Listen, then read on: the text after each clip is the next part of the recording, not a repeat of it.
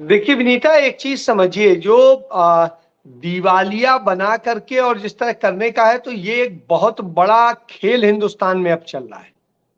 और इसके जरिए हिंदुस्तान की सरकार ने तमाम पूंजीपतियों को बचाने का ठेका ले रखा है। बकाया किसका है? बैंकों का। कर्ज किसका है? बैंकों का।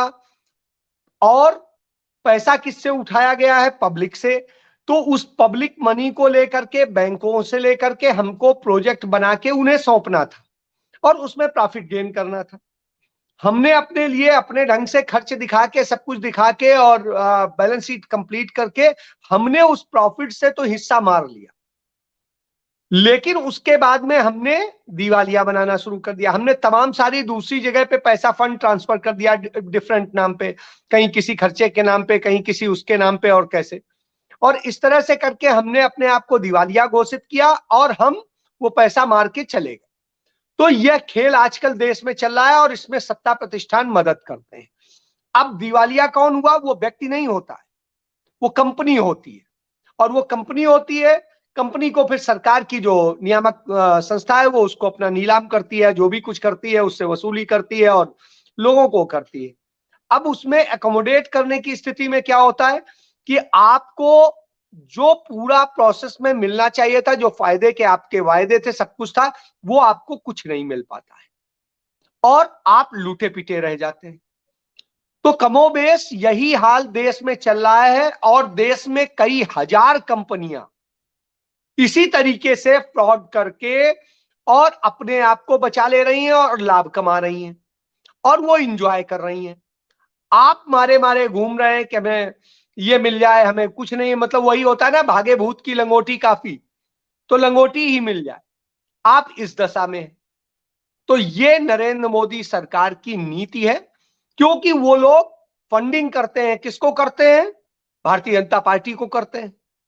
बड़े बड़े फंड करते हैं और तमाम तरीके से, तो और वो आपके दायरे में नहीं आता, आरटीआई के और दूसरे, तो आपको पता भी नहीं चल पाता है। तो ये एक बहुत बड़ा खेल है।